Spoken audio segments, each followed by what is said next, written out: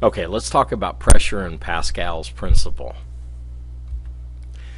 So our objectives are to calculate the pressure as a force a system exerts over an area, explain the difference between gauge and absolute pressure, and then explain the operation of a hydraulic system as a function of equal pressure throughout a fluid. Now, pressure is the effect of a force acting on a surface. It is quite literally the force divided by the area. It's force per unit of area. It is a scalar quantity.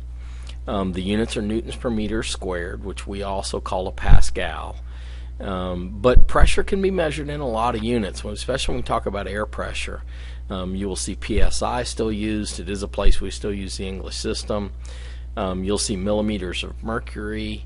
You'll see centimeters of mercury. You'll even see inches of mercury. Pressure ultimately is due to collisions with the unit area. Whether we're talking about pressure of a gas exerts on you or the pressure a solid exerts on the floor, it's really due to molecular collisions occurring. The more collisions you have, the greater the pressure is going to be. By equation, pressure is equal to force over area, capital P. Yes, power is also capital P, so you're just going to have to keep those straight between them. It's force divided by area. Now, all states of matter can exert pressure, so that's important to understand. For example, solids. Snowshoes, for example, spread the force out over a larger area, allowing you to walk on snow. That's the purpose of snowshoes. They spread out the force over a large area. Liquids, for example, exert pressure in all directions on a container wall because gravity's pulling it down. They want to push out. Remember, liquids want to flow to whatever shape they're allowed to flow. Yeah, gases will exert pressure in all directions, not just down and out like a liquid will. Earth's atmosphere exerts pressure. You've got about 5 miles of air on top of you, so therefore it comes down, it pushes in on you. Standard atmospheric pressure, we'll use 101,000 pascals or 101 kPa. That should read 101,000. I apologize for that. And the one place we understand pressure and feel pressure is when our ears pop. As you drive up to Saluda Grade, your ears are going to pop because you're going into less dense air. So therefore the pressure is exerted outward on your eardrum from the inside, and then it pops back into place. We'll talk more about that in class. So let's take a look at a sample. Standard air pressure is about 101,000 pascals. What force is exerted on your textbook sitting flat on your desk? The area of the book is 0.025 meters squared. Remember, a meter squared is a meter by a meter, so that's a legit number. It's not going to be very much area. Pressure is equal to force divided by area. But in this case, I'm looking for force, so force is pressure times area. So we have 101,000 newtons per meter squared. Remember, that's what a Pascal is equal to 0.025 meters squared. So you get 25 newtons. Remember, the meter squared cancel out. That's a pretty big force, to be honest with you. That's about twice as much as I weigh. Air is heavy, very, very heavy. Now, a 75 kilogram fisherman falls asleep in a 5 kilogram chair. Each leg has an area of 2.5 times 10 to the negative 4th meters squared in contact with the ground. What is the average pressure exerted by the man in the chair on the ground? Well, pressure is force over area. But in this case, the force is the weight of the fisherman and the chair. And of course, weight is m times g. So the mass of the combined mass is 80 kilograms times 10 meters per second squared divided by 4 chair legs times 2.5 times 10 to the negative 4th meters squared for each chair leg. 800,000 newtons per meter squared, or 800,000 pascals. Okay, bathroom scale is placed on planet X. On X, the scale indicates a force of 10,000 newtons. Calculate the surface area of the scale if the atmospheric pressure on X is 80,000 pascals. So we know that pressure is force over area. In this case, we're looking for area, so we have to do a little algebra first, and area is equal to force divided by pressure. That's just an exchange, but you can do the algebra. So our force is 10,000 newtons. Our pressure is 80,000 newtons per meter squared. The zeros all cancel out. You're left with 1/8, and you have newtons over newtons per meter squared reduces to meters squared. So it's 1/8 of a meter squared is the area. Now, let's rank the following from lowest to highest pressure exerted upon the ground. We're going to ignore air pressure additional force due to air pressure. We'll cover that later. There's really no way to do that other than to calculate each one that you don't know. Now, we know the atmosphere at air pressure. It's 101,000 pascals. Remember, 101,000 newtons per meter squared. Now, for the elephant, we know that pressure is force over area.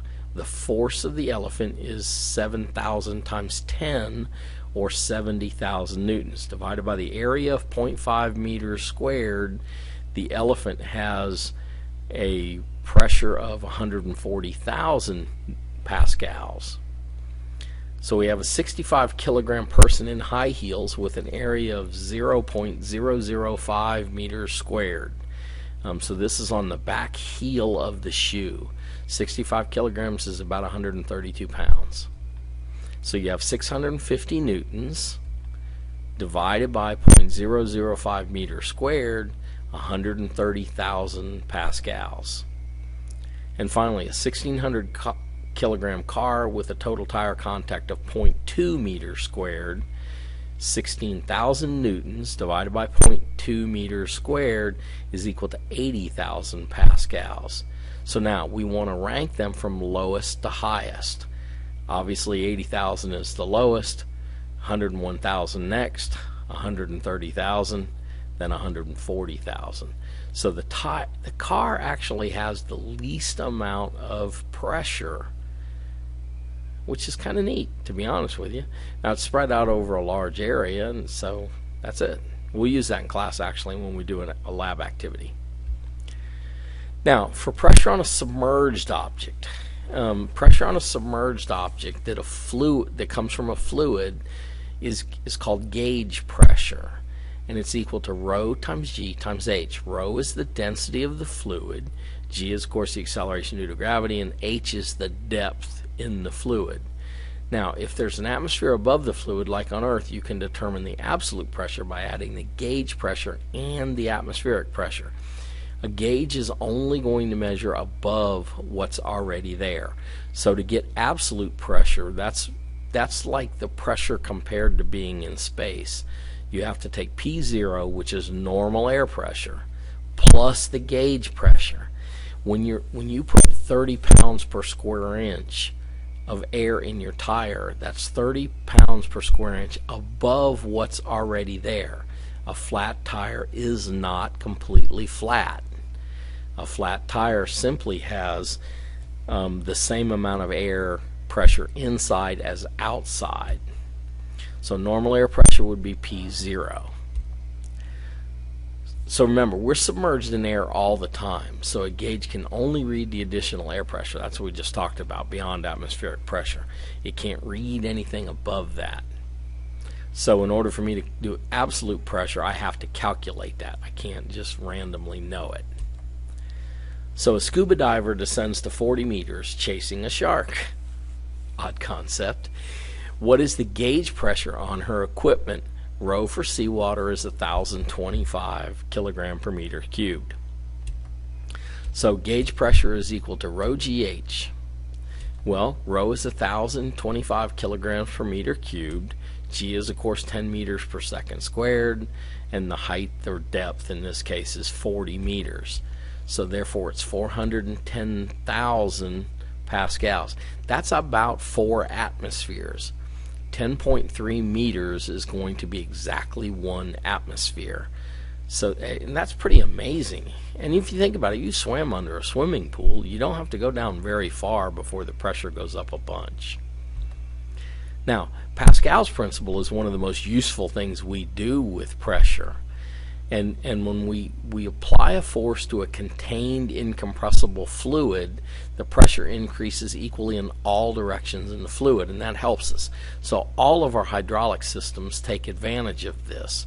Barbershops and dentist chairs, when they raise and lower you, in that, construction equipment, bulldozers, backhoes, all the things like that. And of course, the most useful one that we deal with all the time is car brakes. Now, pressure in a fluid is simply going to be the same everywhere in the fluid. So pressure at point 1 is equal to pressure at point 2. What that means is F1 over A1 is equal to F2 over A2. So by changing the areas of the piston, I can change the force that is applied. So let's look at a sample problem with that. So we have a dentist chair. A dentist pushes down with 150 Newton force on a piston with an area of 0.01 meters squared. If the chair is attached to a piston with an area of 0.1 meters squared, what is the largest person that can be lifted? So the pressure applied by the dentist is equal to the pressure that the person feels. So the force of the dentist over the area of the dentist is equal to the force of the person over the area of the person. And what we're going to solve for is the force of the person. So the force of the person is equal to FD over AD, FD times AD times AP divided by AD, I'm sorry. So it's 150 newtons times 0.1 meters squared divided by 0.01 meters squared. So therefore you could lift a 1500 Newton person. That's bigger than me, so that you're going to be able to lift most people. Now, and you essentially can lift 10 times more with this particular setup because the ratio of areas is 10 times. So it's just F over A is constant, so therefore you just change one, you change the other. Okay, let's look at another one. An auto lift, another place we commonly see them. You go in to have your tires worked on. A 2,000 kilogram car is lifted by a hydraulic jack. The piston under the car is 0.5 meters squared. 50 centimeters. If the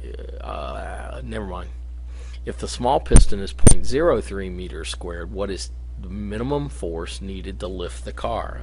I apologize for the typo. So the pressure of the piston is equal to the pressure of the car. The pressure of the person, excuse me. So the force of the person divided by the area of the person equals the force of the car divided by the area of the car. So the force of the person is equal to the force of the car over the area of the car times the area of the person. So therefore 20,000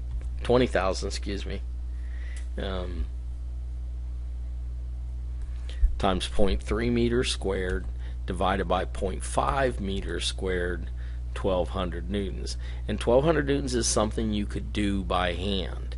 Of course, they oftentimes cheat in an auto shop, and they have a pump that applies the pressure. Okay.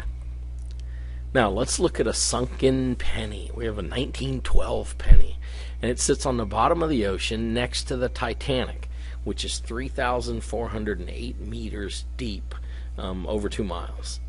What is the force on the penny surface? And in this case, let's actually calculate the absolute force, which means we're going to calculate the force from the water plus we're going to add in air pressure. So we're going to go gauge pressure plus the air pressure that's already on top of it to figure out the total weight, total force acting on the penny. So rho GH plus P0.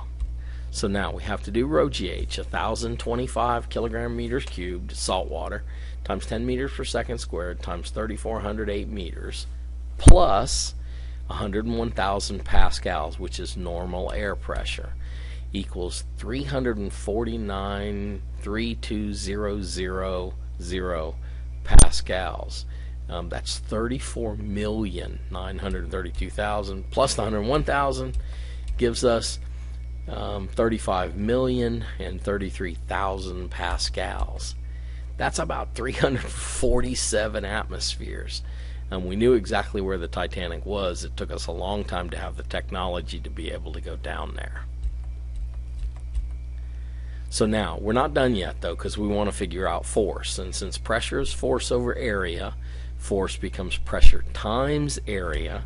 So we're going to take that pressure times the area, which is pi r squared. Now remember, they gave you diameter, so you have to calculate it. And it's got to be in meters. So you have to be careful. You got to make a little change there. So you get 9,928 newtons acting on a single penny. Okay, let's do another one. A diver's pressure gauge reaches 250,000 pascals in fresh water. How deep is she? Well, pressure gauge is equal to rho GH. This time we're solving for H. So we do the algebra. It's equal to pressure on the gauge divided by rho times G. 250,000 pascals divided by 1,000 kilogram meters squared times 10 meters per second squared. So I get a height of 25 meters. And remember, 100,000 pascals is about 10 meters, so therefore that's about right.